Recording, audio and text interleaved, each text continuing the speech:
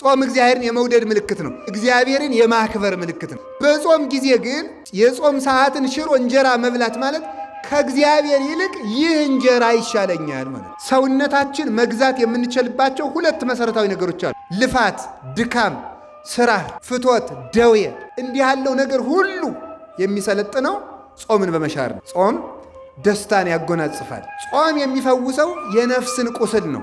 ነፍስ ስትፈወስ ደግሞ ስጋ ይፈወሳል። ጌታችን ኢየሱስ ክርስቶስ የታመሙ ሰዎችን ሲፈውስ ምንድን ነበር የሚለው? ጆሮህ ድኗል፣ አፍህ ድኗል፣ ወገብህ ድኗል፣ እግርህ ድኗል ሳይሆን የሚለው ኃጢአትህ ተሰረየችልህ ነበር የሚለው። ኃጢአትህ ተሰረየችልህ የሚለው ለምንድን ነው? ሁልጊዜ ለሚበላ ሰው ወዳጆቹ እሾህ ይሆኑበታል። የተሰማራበት ሜዳ ሁሉ እሾህ ይሆንበታል። ቢያስተዳድር የሚቀበለው የለም፣ የሚገዛለት አያገኙ። ቢያገባ ትዳሩ ይበተንበታል፣ ይናጋል። ቢነግድ ገንዘቡ አይበረክትለትም።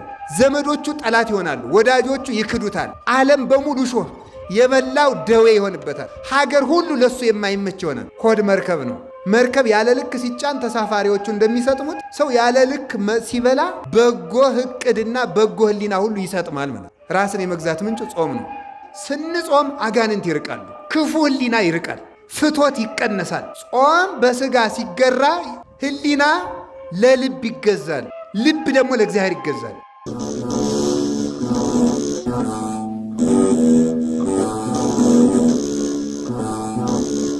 አብ ወወልድ ወመንፈስ ቅዱስ አሃዱ አምላክ። በስመ አብ ወወልድ ወመንፈስ ቅዱስ አሃዱ አምላክ። በስመ አብ ወወልድ ወመንፈስ ቅዱስ አሃዱ አምላክ። በባህሪው ሞት በመንግስቱ ሽረት የሌለበት ቅድመ ዓለም የነበረ ዓለምን የፈጠረ ዓለምን አሳልፎ የሚኖር የአባቶቻችን አምላክ ቅዱስ እግዚአብሔር በሀብት ስቦ በረድኤት አቅርቦ ስለሰበሰበን በቅዱስ ቤቱም እንድንኖር ስለፈቀደልን ቃሉን እንድንማርም ስለፈቀደልን ስሙ የተመሰገነ ይሁን። እናታችን ቅድስት ድንግል ማርያም ወላዲተ አምላክ፣ ቅዱስ መስቀሉ፣ ቅዱሳን መላእክት፣ ነቢያት፣ ሐዋርያት፣ ሰማዕታት፣ ደናግል፣ መነኮሳት፣ ቅዱሳን ሁሉ እግዚአብሔር ያከበረው ስማቸው የተመሰገነ ይሁን። በረከታቸው ይደርብን። የተከበራችሁ የእግዚአብሔር ቤተሰቦች፣ ሊቃውንተ ቤተ ክርስቲያን፣ መምህራን፣ ካህናት፣ ዲያቆናት፣ ሁላችሁ ምእመናን አንድ አምላክ በሚሆን በአብ በወልድ በመንፈስ ቅዱስ ስም እንደምን ዋላችሁ? እንደምን ሰነበታችሁ? እንደምን አመሻችሁ? ቸሩ አምላካችን እግዚአብሔር እስከዚች ቀን ሰዓት ስላደረሰን ስሙ ይክበር ይመስገን። በመካከላችን ተገኝቶ እንዲያስተምረን እንዲመክረን ቅዱስ ፈቃዱ ይሁንልን። ጾም ምንድን ነው ከሚል እንጀምራለን። ጾም ምንድን ነው? የጾም ዘይቤያዊ ፍቹ ይኖራል። እንደገና ደግሞ ምስጢራዊ ወይም ግብራዊ ፍቺ አለው። ጾም በቃሉ ሲተረጎም ጾምሰ ተከልኦተ ብሲ እመብል በጊዜ ውቅ በውስተ ሕግ ይላል። ፍትሐ ነገሥት አንቀጽ 15 ላይ 318ቱ ሊቃውንት ሲናገሩ ጾም ማለት የሰው ከመብል መከልከል ነው። ጾም ማለት በሕግ በታወቀ ጊዜ የሰው ከመብል መከልከል ጾም ይባላል። ዝም ብሎ ጊዜ አይደለም። በሕግ በታወቀ ጊዜ፣ ለሁሉም ጊዜ አለው። ለምሳሌ ለጾመ ነቢያት አለው፣ እስከ 9 ሰዓት ነው። ጾመ ገሃድ እስከ ምሽት 1 ሰዓት ነው የሚጾመው። ጾመ አብይ ጾም የመጀመሪያው ሳምንት እስከ 12 ሰዓት ይጾማል። 40ው ቀን እስከ 11 ሰዓት ይጾማል። ሰሙነ ሕማማት ደግሞ እስከ 13 ሰዓት ወይም እስከ ምሽት 1 ሰዓት ይጾማል። ዓርብ ረቡዕ ወይም ጾመ ድህነት ይባላል። እነዚህ ደግሞ እስከ 9 ሰዓት ይጾማሉ። ምክንያት አላቸው፣ እነሱ እናመጣቸዋለን በጊዜው። ጾመ ነነዌ እስከ 9 ሰዓት ነው። ጾመ ፍልሰታ እስከ 9 ሰዓት ይጾማሉ። ጾመ ሐዋርያትም እስከ 9 ሰዓት ይጾማል ማለት ነው። ይህንን ከአቅም በላይ የበለጠ የሆነ ደዌ የሌለበት ሰው በዚህ ሰዓት መብላት አይችልም። ቢታመምም አራስ ቢሆንም እንኳ ምን አይነት ሰው ነው ይሄን ጾም መሻር የሚችለው? ምግብ መውሰድ አቁሞ ውሃ በጥጥ የሚወስድ ሰው ነው። ውሃ በጥጥ የሚወስድ ሰው ይህንን ጾም ሊሽር ይችላል። ያውም በኋላ ሲድን ቀኖና ይሰጠዋል። ያም እንኳ ቢሆን ማለት ነው። ከዳነ በኋላ በንስሐ አባቱ አማካኝነት ቀኖና ይሰጠዋል ማለት ነው። ስለዚህ ጾም ማለት ተከልኦተ ብሲ እመብል በጊዜ እውቅ በውስተ ሕግ። ጾም ማለት በሕግ በታዘዘ ትእዛዝ በታወቀ ጊዜ የሰው ከመብል መከልከል ነው። እንዘ ይትዔዘዝ ለዘሐገጎ ሕጉን ለሰራው ለእግዚአብሔር በመታዘዝ የሰው ከመብል መከልከል ጾም ይባላል። እንዘ ይትዔዘዝ ለዘሐገጎ ሕጉን ለሰራው ለእግዚአብሔር እየታዘዙ ከመብል መከልከል እሱ ምን ይባላል? ጾም ይባላል ማለት ነው። ለምንድን ነው እንዲህ ያለው?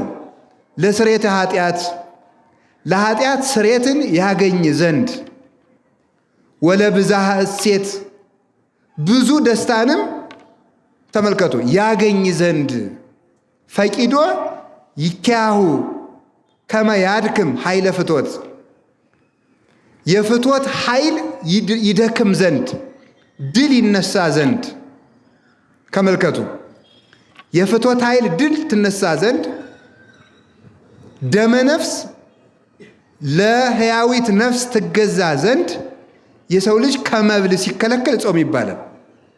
ተመልከቱ ሰው ሲጾም እነዚህን አሁን ያልናቸውን ነገሮች ነው የሚያገኛቸው። ምንድን ነው የሚያገኘው ሲባል ስርየተ ኃጢአት ያገኛል።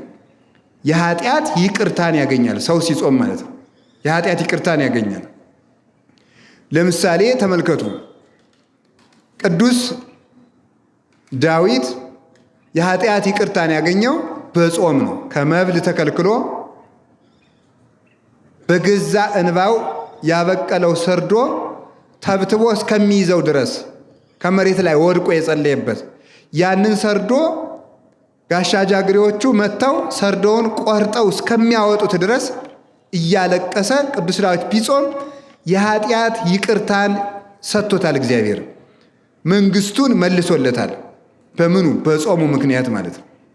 ስለዚህ ጾም የኃጢአት ይቅርታንና ስርየትን ያሰጣል።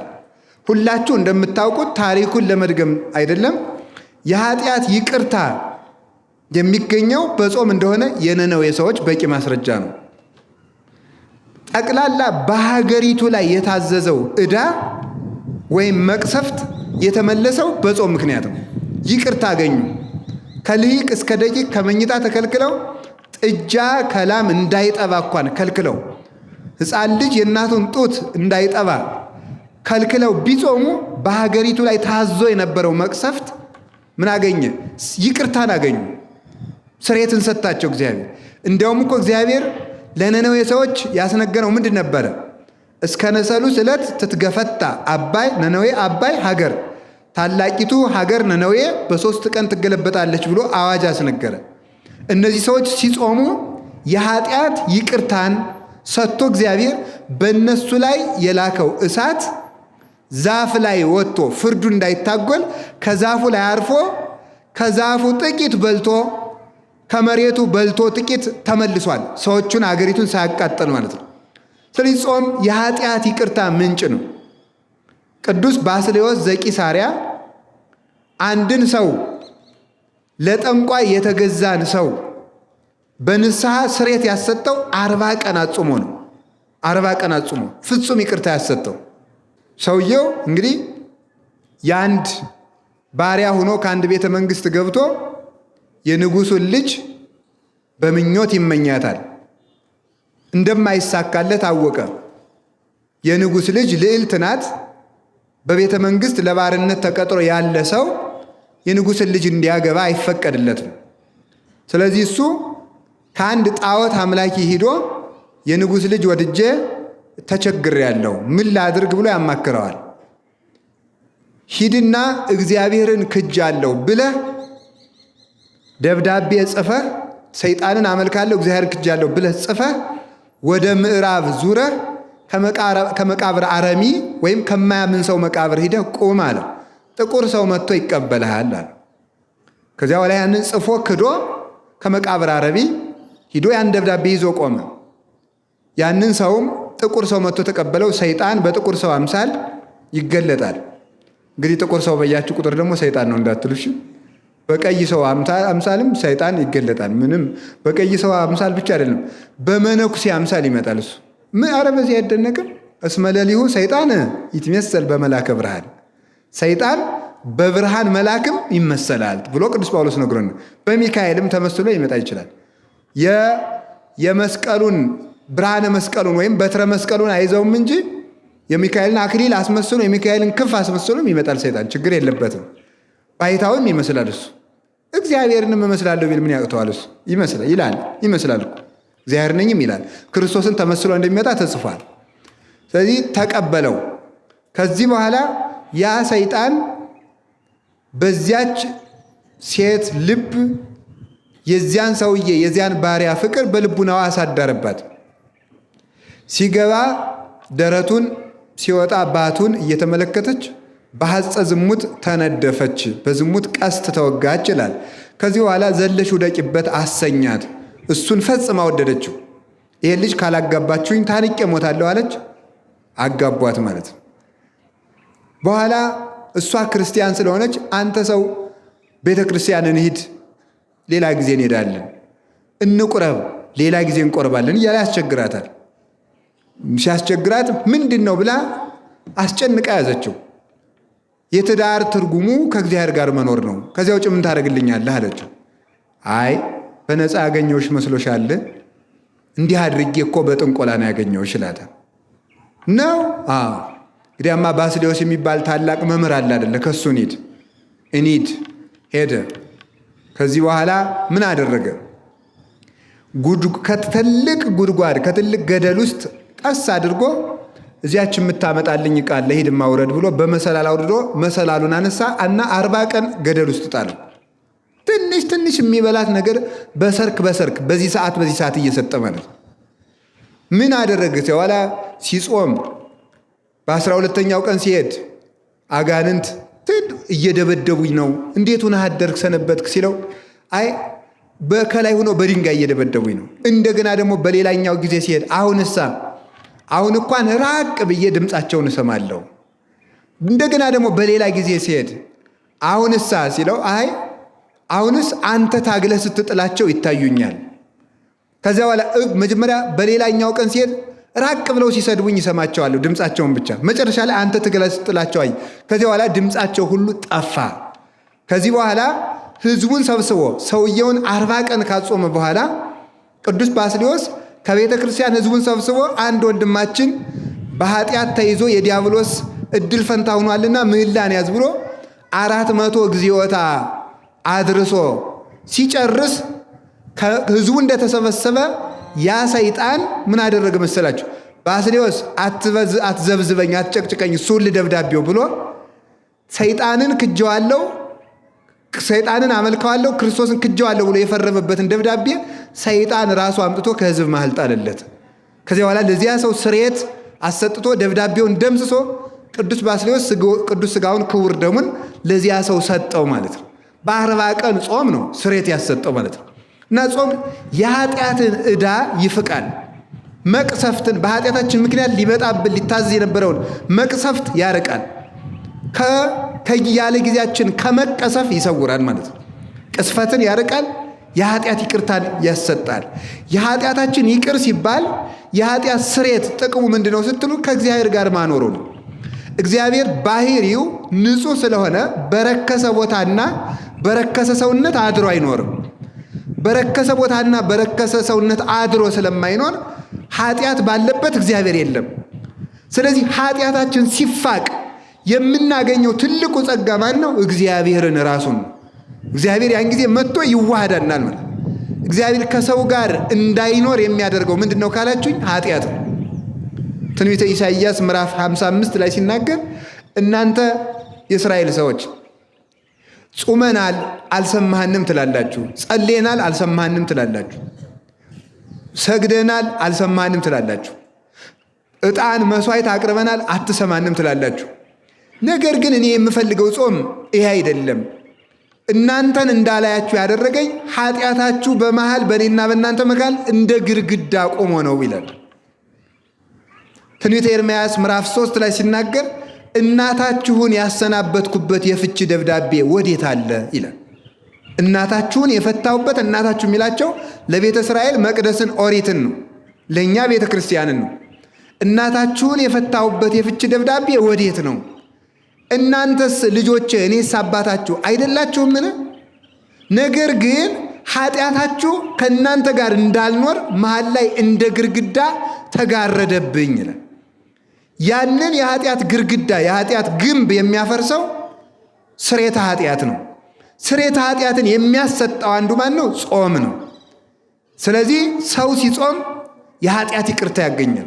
የኃጢአት ይቅርታ ሲሰጥ ሊያጥር የነበረ የሕዝብ ዕድሜ፣ ሊፈርስ የነበረ ሀገር ይታነጻል።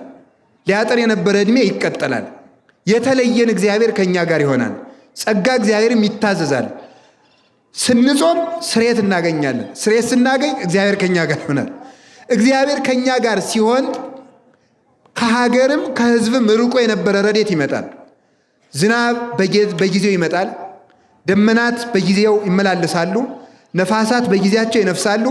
ቀላያትም በጊዜያቸው ይፈሳሉ። ምድርም የዘሩባትን ታበቅላለች። ሰማይም ዝናም ለክረምት ጠል ለመከር ይሰጣል ማለት ነው። የተባረኩ ልጆች ይወለዳሉ። ትውልድ ይባረካል። የኃጢአት ስርየት የሚገኘው አንዱ በጾም ነው። ስለዚህ ስርየተ ኃጢአት ለማግኘት አይነተኛው መድኃኒት ጾም ነው ማለት ነው። ጾመን የኃጢአት ይቅርታ እንድናገኝ አምላክ ቅዱሳን ይርዳን። ጾም ምን እንደሆነ እያያችሁ ነው። ሁለተኛው ተመልከቱ፣ ብዝሃ ሐሴትን ደስታን ይሰጣል። ጾም ደስታን ያጎናጽፋል፣ ሐሴትን ይሰጣል ማለት ነው። መብል ሐዘንን፣ ትካዝን ያበጣል። ለምን ሲባል መብል ባለበት ፈትው አለ። ባለፈው እንደተነጋገርነው እንጨት በጨመርን ቁጥር እሳት እንደሚነደው መብል በጨመርን ቁጥር ፍትወት በሰውነት ይቀሰቀሳል፣ ይሰለጥናል ማለት ነው።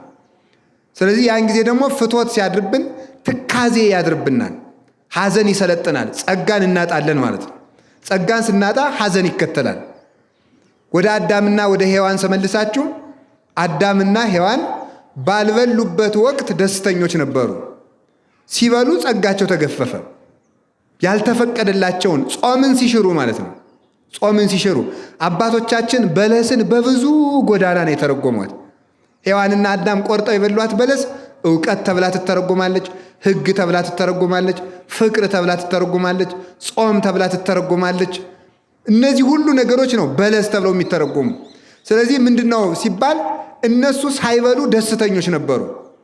ያልተፈቀደላቸውን ሲበሉ ግን ጸጋቸው ተገፈፈና ሐዘንተኞች ሆኑ። ስለዚህ ሰው በለስን መሻር፣ አዳምና ሔዋን በለስን በሉ ማለት ሰው ጾምን ሻረ ማለት ነው።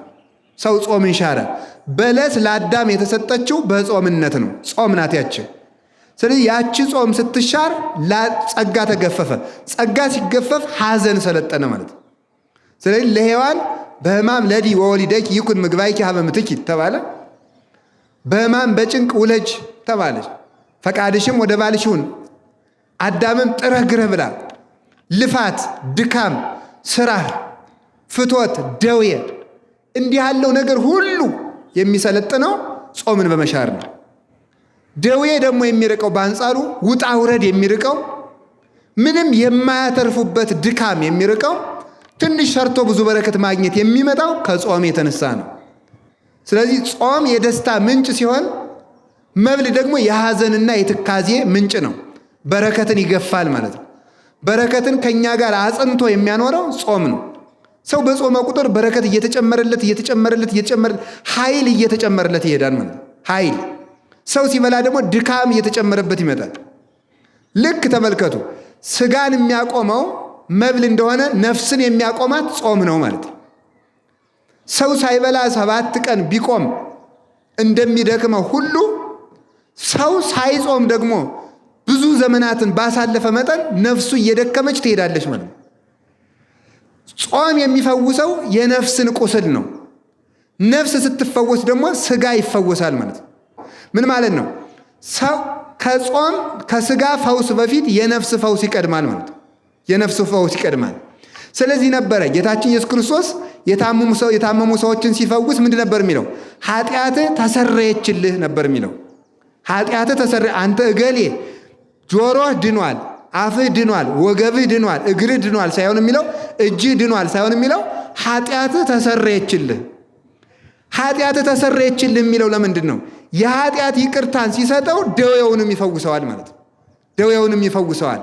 ስለዚህ ተመልከቱ፣ ጾም ትፈውስ ቁስለ ነፍስ ያለው ቅዱስ ያሬድ ለዚህ ነው። ጾም የነፍስን ቁስል ትፈውሳለች ይላል። ነፍስ ሲፈወስ የሥጋ በሽታም ይርቃል፣ የሥጋ ደዌም ይርቃል። ስለዚህ ደስታን ይሰጠናል ማለት ነው። የተገፈፈ ጸጋ ይመለሳል። ጸጋን የሚመልሰው ጾም ነው። ጸጋን የሚገፈው ደግሞ መብል ነው። ስለዚህ ጾም የደስታ ምንጭ ነው፣ መብል ደግሞ የሐዘን ምንጭ ነው። አዳም ከበላ ጀምሮ ሐዘን መጣበት። ለምን ስትባሉ ፍቶታት እኩያት ኃጣው ርኩሳትን ሰብስቦ ኦሪት ዘፍጥረት ምዕራፍ 3 ቁጥር 17 ሲናገር እሾህና አሜከላ ይብቀልብህ ብሎታል። ምድር በአንተ ምክንያት እሾህና አሜከላን ታብቅልብህ። ተመልከቱ፣ ምድር በአንተ ምክንያት እሾህና አሜከላን ታብቅልብህ ያለው ምንድን ነው? አንደኛ በቆሙ ምድር በቆሙ ምድር፣ ሁለተኛ ስጋ፣ ሶስተኛ ህሊና። እነዚህ ሶስቱ ናቸው ምድር ተብለው የተጠሩ። አዳም ሆይ ያልተፈቀደልህን ዛፍ ስለበላህ እንግዲህ ተመልከቱ፣ ምድር እሾህ ታብቅልብህ። በለስ ለእኛ ምንድናት ነው ያልኳችሁ ቅድም? ጾም ናት ብያቸዋለሁ። ለአዳም እግዚአብሔር በለስን የሰጠው በጾምነት ነው። አትብላ ሲለው ጾምን እየሰራለት ነው። ስለዚህ ጾም መቼ የተሰጠ ነው ስትሉ፣ ጾም ተፈጥሯዊነት ነው። ስንፈጠር የተሰጠን ነው። ሰው በመሆናችን ከተሰጡን ጸጋዎች አንዱ ጾም ነው። ለመጀመሪያው ፍጡር ለመጀመሪያው ሰው መጀመሪያ እግዚአብሔር የሰጠው ጾም ስለሆነ ነው። የመጀመሪያው ሀብታችን መብል አይደለም። የመጀመሪያው ሀብታችን ጾም ነው። ስለዚህ አዳም የመጀመሪያ ሕጉ ጾም ነው። ነገር ግን ሲበላ ምን አለው እግዚአብሔር? በአንተ ላይ ምድር እሾህ ታብቅልብህ። ለምን? ጾም ስለገደፍክ። ስለዚህ ሰው ጾም ሲሽር ምን ይበቅልበታል? ምድር እሾህ ታበቅልበታለች። ምን አይነት እሾህ? አንደኛ ምድር በቁሟ እሾህ ታበቅልበታለች። ሁልጊዜ ለሚበላ ሰው ወዳጆቹ እሾህ ይሆኑበታል። የተሰማራበት ሜዳ ሁሉ እሾህ ይሆንበታል። ቢያስተዳድር የሚቀበለው የለም፣ የሚገዛለት አያገኙ። ቢያገባ ትዳሩ ይበተንበታል፣ ይናጋል። ቢነግድ ገንዘቡ አይበረክትለትም። ዘመዶቹ ጠላት ይሆናሉ፣ ወዳጆቹ ይክዱታል። ዓለም በሙሉ እሾህ፣ የበላው ደዌ ይሆንበታል። መኝታው ሁሉ እሾህ ይሆናል፣ ቤቱ እሾህ ይሆናል። ሀገር ሁሉ ለሱ የማይመች ይሆናል። ምድር እሾህ ትሁንብህ ማለት ያየኸው፣ የሰማኸው፣ የረገጥከው፣ የጨበጥከው ሁሉ አይመችህ ማለት ነው። ጾም ለሚሽር ሰው የትም ዓለም አይመቸውም። ዓለም ሁሉ ለሱ እሾህ ትሆንበታለች። የትም ተቀምጦ ተመችቶት አይቀመጥም፣ ተመችቶት አይተኛም፣ ተመችቶት አይውልም፣ ተመችቶት አያድርም ማለት ነው። ስለዚህ የነካው ሁሉ እሾህ የሚሆንበት፣ የትም ሂዶ ተሰዶ የሚመጣ ማለት ነው። ስለዚህ ምድር እሾህ ታብቅልብህ ማለት መሬት አትመችህ ማለት ነው። ይሄው ለአዳምና ለልጆቹ ዛሬ መሬት የማትመች ሆናለች።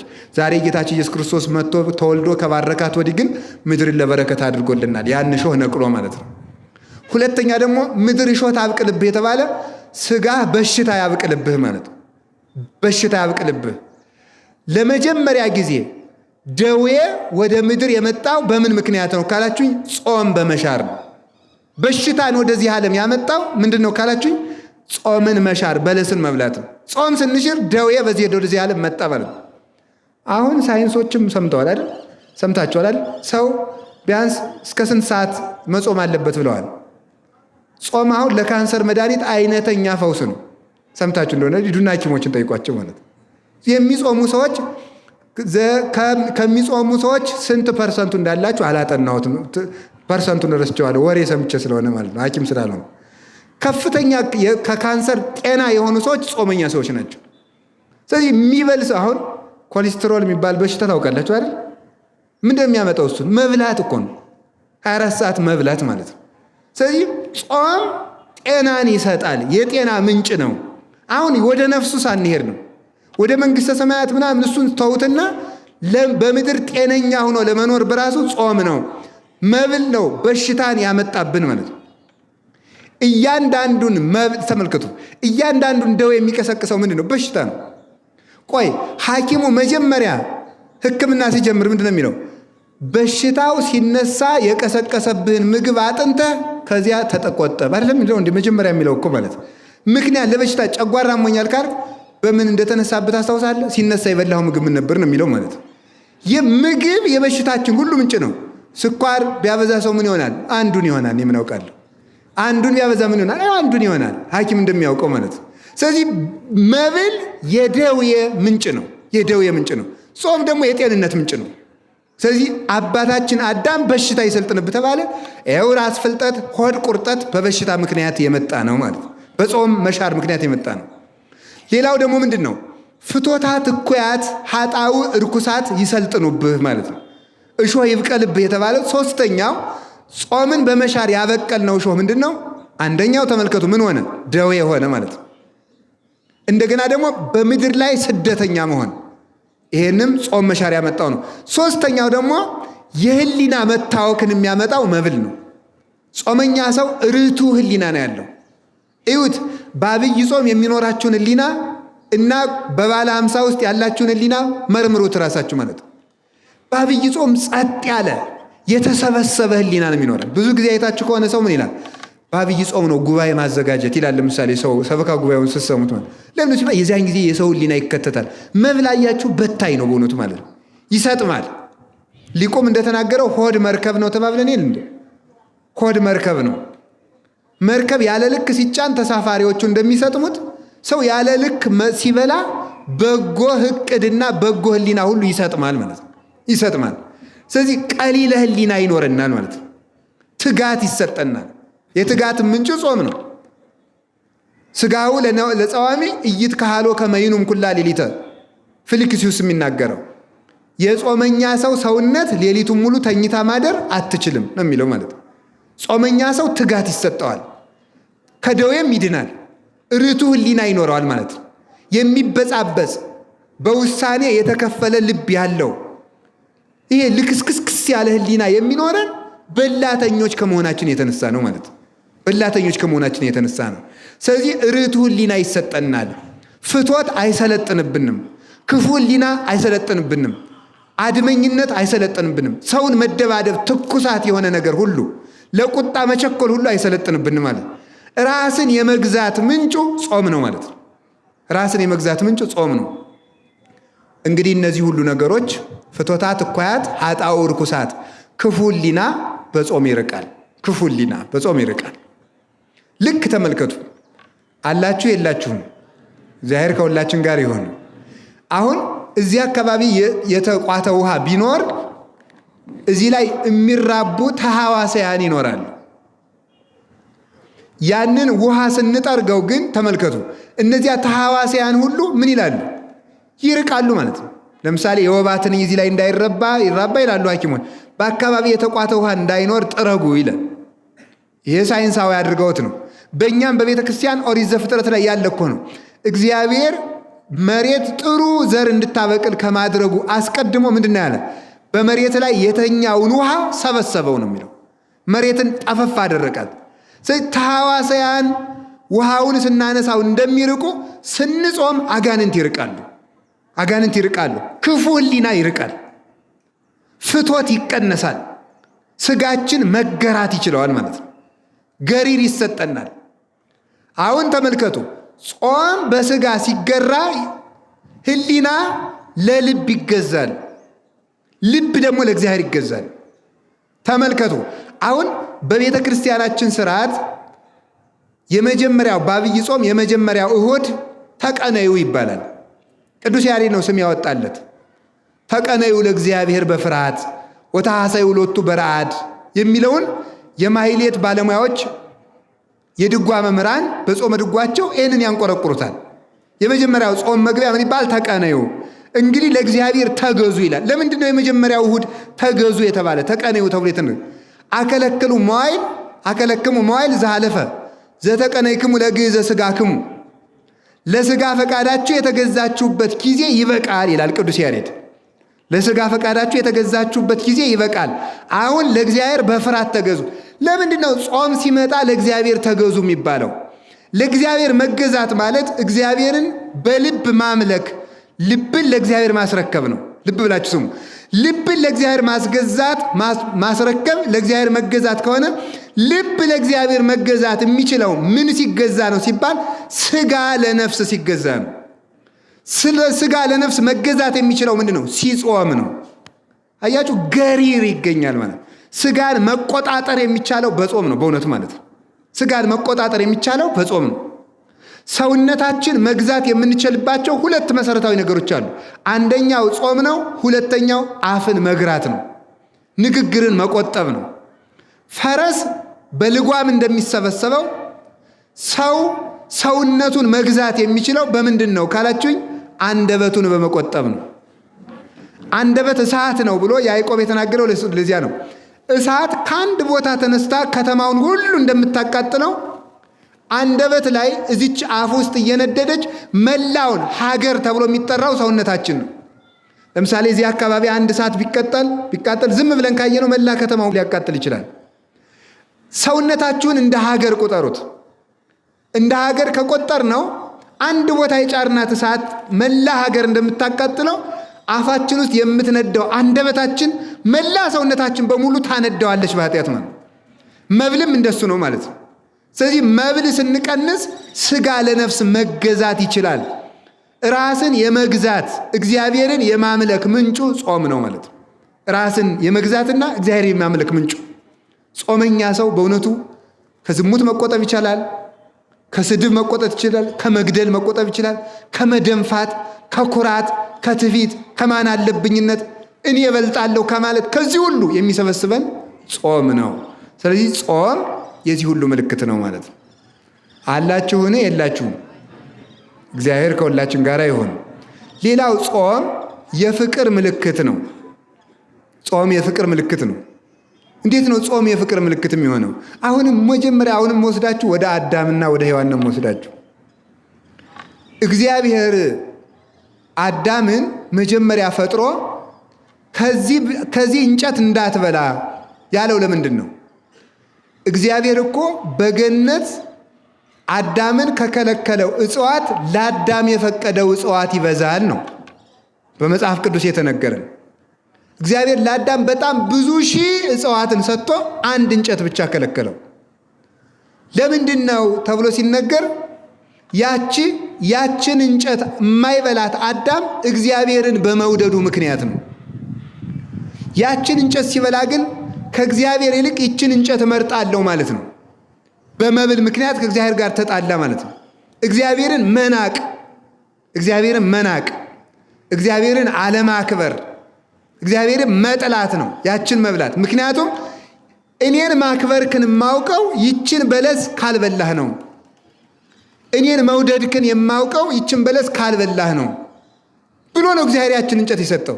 ሲበላ ናቀኝ ብሎ አንተንም ንቄሃለሁ፣ አጋንንት እንዲሳለቁብህ፣ በመንጸፈ ደይን እንድትወድቅ፣ በግራ አጋንንት እንድትጠቀጠቅ አረጋለሁ።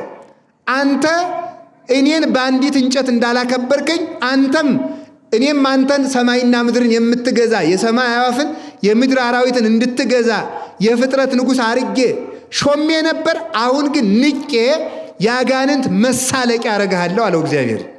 ስለዚህ ተመልከቱ፣ ጾም እግዚአብሔርን የማክበር ምልክት ነው። ጾም እግዚአብሔርን የመውደድ ምልክት ነው። በጾም ጊዜ ግን የጾም ሰዓትን ሽሮ እንጀራ መብላት ማለት ከእግዚአብሔር ይልቅ ይህ እንጀራ ይሻለኛል ማለት ነው።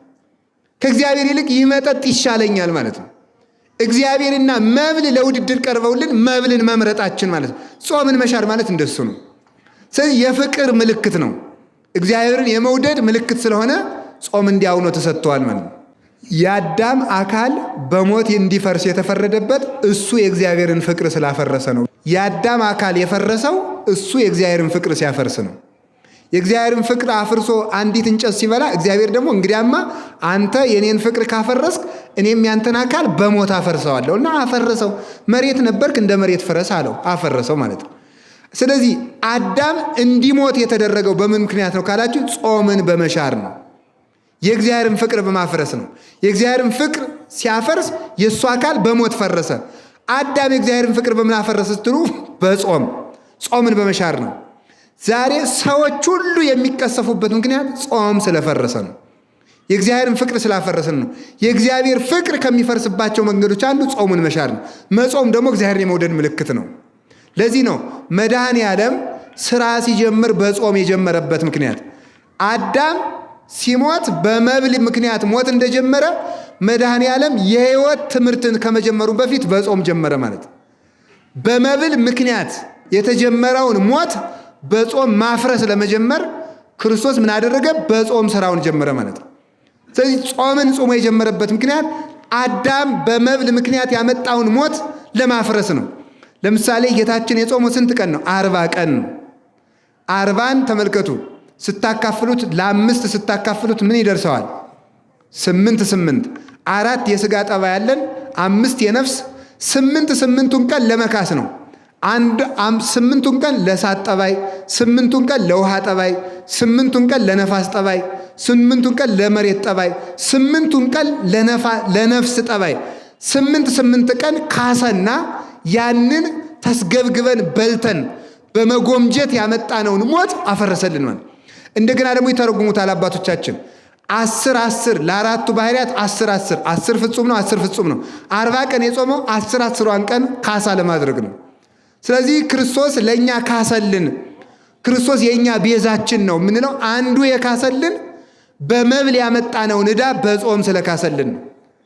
የድህነት መጀመሪያው ጾም ነው ማለት ነው። የድህነት መጀመሪያው ጾም ነው።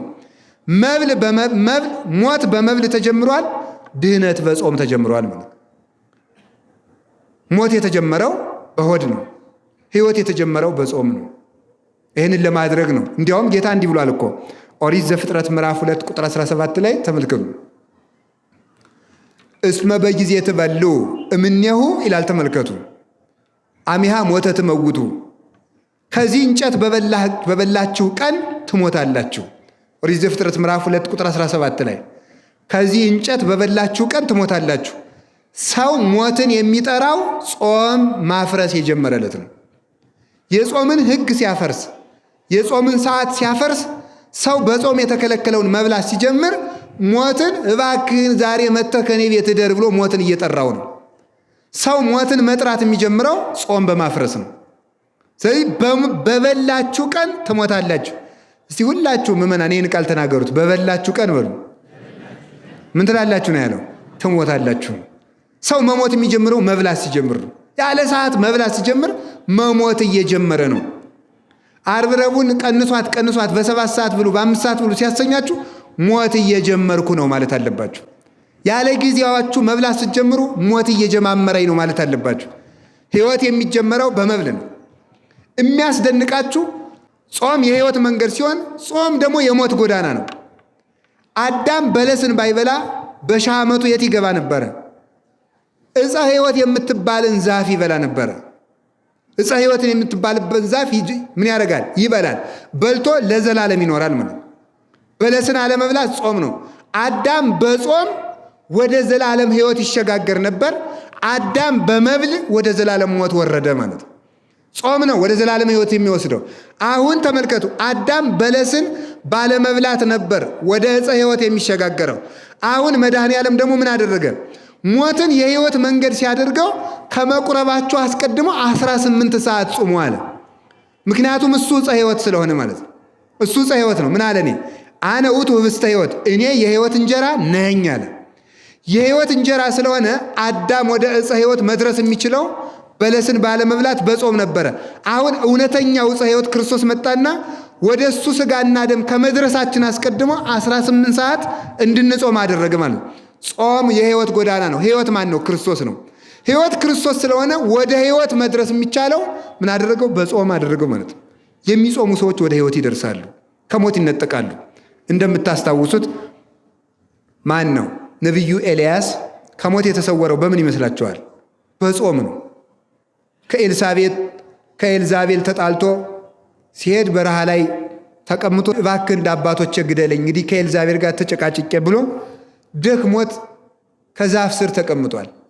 ከደደው ስር ተቀምጦ ሳለ መልአኩ መጥቶ ውሃ በመንቀል ተመልከቱ፣ እንጀራ በመሶብ ህብስት በመሶብ አምጥቶ ኤልያስ ብላ ብሎ ቀስቅሶ ቀና ሲል መሶበ ወርቅ አየ።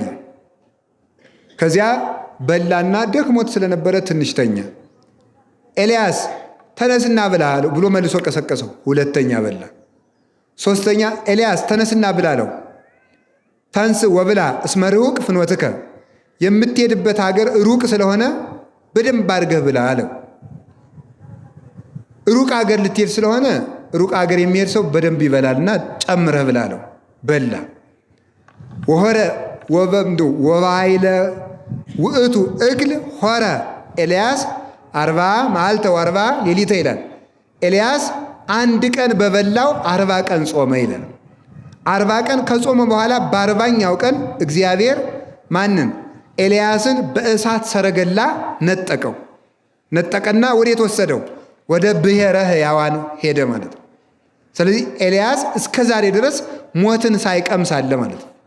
ጾም የሕይወት ጎዳና ነው የሚባለው በምድር ከመሰከሩልን መካከል አንዱ ኤልያስ ነው።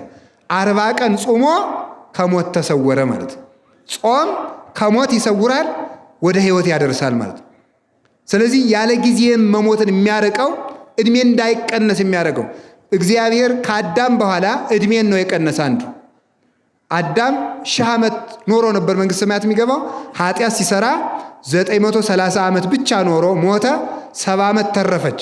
ያችን የተረፈችውን እድሜ እግዚአብሔር ለአዳም ልጆች ሰጣቸው። ከዚህ የተነሳ የሰው እድሜው ቢበዛ 70 ወይም 80 ሆነ። ከወፈድፋዶን ሰምላ ጻማ ወህማም። ከዚያ የተረፈው ግን የድካም ዘመን ተብሏል። 120 140 ቢኖር ሰው የጻማ የድካም የመሰልቸት ጊዜ ተብሎ ተነግሯል ማለት ነው። ስለዚህ እግዚአብሔር እድሜን አሳጥሯል። እድሜን ከአዳም በኋላ ከተነሱን ጸጋዎች አንዱ የእድሜ በረከት ነው። እያጠረ ከዚህ በኋላ ከአዳም እያጠረ መጣ። መጨረሻ ላይ ደግሞ ሰዎች ኃጢአት ሲጨምሩ እያጠረ 120 ዘመን በያዕቆብ ጊዜ ሆነ። ከዚያ በኋላ ግን ረጅም ጊዜ የኖረ ሰው የለም። እያጠረ መጣ። ሰዎች ኃጢአት እየጨመሩ ሲመጡ እድሜ በምድር ላይ እያጠረ መጣ።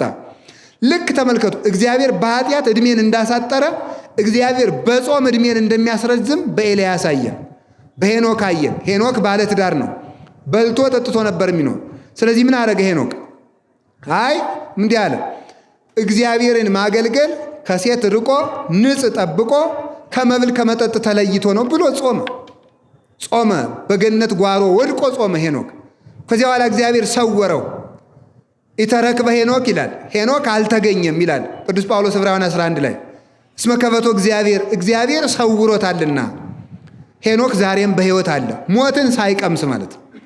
ዕድሜውን አስረዝሞ ያለ ድካም በሚኖርበት በብሔረ ሕያዋን መኖር የጀመረው ሄኖክ ከሞት የተሰወረው ወደ ሕያዋን ሀገር የተነጠቀው በጾም ነው።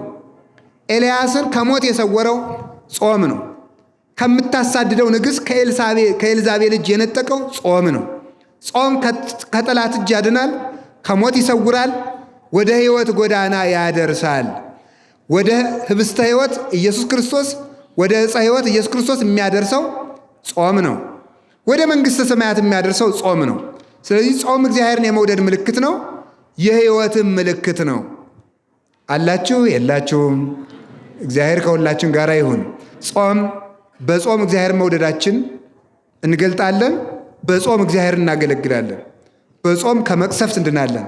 በጾም ከጠላት እጅ እንድናለን። በጾም በሽታ ይርቅልናል። በጾም በጎ ሕሊና ይሰጠናል። በጾም የትኛውም ሀገር ሰላም ይሆናል። የሀገር ሰላም ይመጣል። በጾም የኃጢአት ይቅርታ እናገኛለን። በጾም የተገፈፈ ጸጋ ይመለሳል። እነዚህ ሁሉ ጸጋዎች የምናገኘው በጾም አማካኝነት ነው። ለዛሬ ይበቃናል። ወስብሐት ለእግዚአብሔር።